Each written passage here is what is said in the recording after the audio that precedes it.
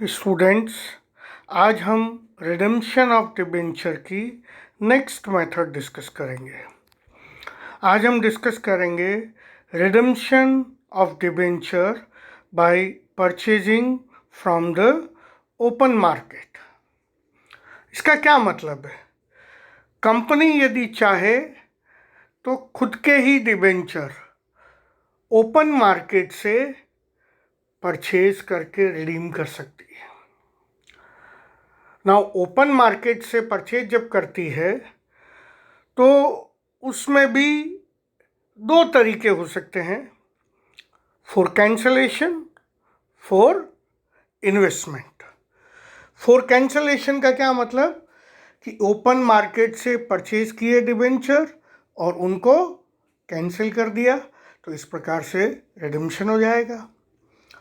दूसरा है open market से परचेज करके उसको एज ए इन्वेस्टमेंट रखा जाए। मीन्स मार्केट से तो आपने खरीद लिए, अब आपके पास में, कंपनी के पास में पड़े हैं। कंपनी फ्यूचर में उनको चाहे तो कैंसिल भी कर सकती है और वापस रीसेल भी कर सकती है। तो इसमें दो तरीके हैं।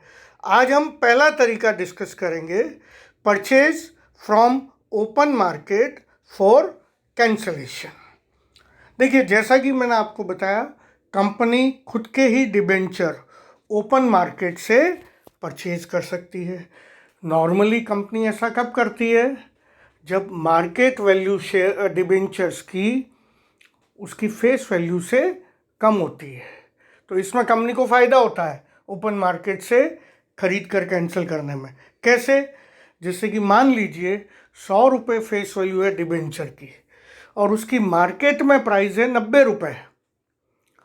तो यदि डिबेंचर होल्डर को डायरेक्ट पेमेंट करना होगा तो कंपनी को 100 रुपये करने पड़ेंगे, और कंपनी यदि मार्केट से परचेज कर लें डिबेंचर को तो कंपनी को 90 रुपये ही पे करने पड़ेंगे।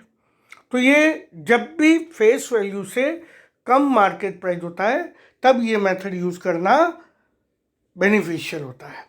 अब इसके लिए अकाउंटिंग ट्रीटमेंट क्या होगा? सबसे पहली एंट्री मैंने यहाँ पर दी है फॉर परचेज। जब भी डिबेंचर ओपन मार्केट से परचेज किए जाएंगे तो जनरल एंट्री होगी debenture account debit to bank to profit on redemption of debenture account. जैसे मान लीजिए 100 रुपये फेस वैल्यू है, 90 रुपये में खरीद रहे हैं, तो डिबेंचर अकाउंट डेबिट तो 100 रुपये हो गया, टू बैंक 90 रुपीज़, और 10 रुपये का कंपनी को क्या हो रहा है? प्रॉफिट हो रहा है रिडेम्पशन पर, उसको भी क्रेडिट करेंगे to profit on redemption of debenture account. अब ये जो प्रॉफिट हुआ है, इस प्रॉफिट को पूंजीगत लाभ कहते हैं, और पूंजीगत लाभ नेचुरल है कहाँ ट्रांसफर होगा? कैपिटल रिजर्व में। तो जो सेकेंड एंट्री है, इस प्रॉफिट को कैपिटल रिजर्व में ट्रांसफर करने की है, और वो एंट्री होगी profit on redemption of debenture account debit to capital reserve account. अब ऐसा है, ये जो ओपन मार्केट से परचेज किया जाता है, नॉर्मली क्या होता है कि जो परचेज की डेट होती है और इंटरेस्ट के ड्यू डेट होती है वो डिफरेंट होती है। से मान लीजिए कंपनी का इंटरेस्ट डिबेंचर पर 30 जून और 31 दिसंबर को ड्यू हुआ है, और आप यदि 31 मार्च को खरीद रहे हैं तो यहाँ पर आपको ब्याज का भी एडजस्टमेंट करना पड़ेगा।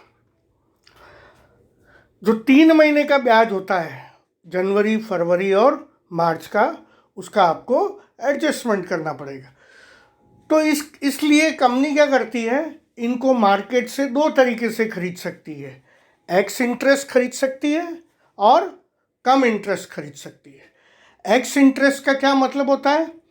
एक्स इंटरेस्ट वो प्राइस होता है जिसमें ब्याज शामिल नहीं होता है, मतलब ब्याज उसके अलावा होता है, और कम इंटरेस्ट का मतलब है प्राइस के अंदर ब्याज भी शामिल होता है। तो चाहे कंपनी एक्स इंटरेस्ट खरीदे या कम इंटरेस्ट खरीदे, खरीदने पर मान लो ब्याज का भी एडजस्टमेंट करना हो तो जो फर्स्ट एंट्री हमने की है उसकी जगह थर्ड एंट्री हो जाएगी, और वो एंट्री क्या होगी? Debenture account debit, debenture interest account debit to bank account to profit on redemption of debenture account. अब आप देखिए फर्स्ट एंट्री और थर्ड एंट्री में केवल इंटरेस्ट का अंतर है, क्योंकि यहाँ इंटरेस्ट का एडजस्टमेंट हुआ है। फर्स्ट एंट्री हमने ये मानते हुए की है कि कंपनी मार्केट से उसी दिन परचेज कर रही है जिस दिन ब्याज ड्यू हो रहा है, लेकिन नॉर्मली ऐसा नहीं होता है, तो उस केस में थर्ड एंट्री की जाती है। तो स्टूडेंट्स, आज हमने redemption of debenture bye purchasing from open market discuss किया है, और उसमें भी हमने डिस्कस किया है फॉर कैंसलेशन पर्पस। कल हम इन्वेस्टमेंट पर्पस से खरीदने पर क्या अकाउंटिंग ट्रीटमेंट होगा वो डिस्कस करेंगे। धन्यवाद।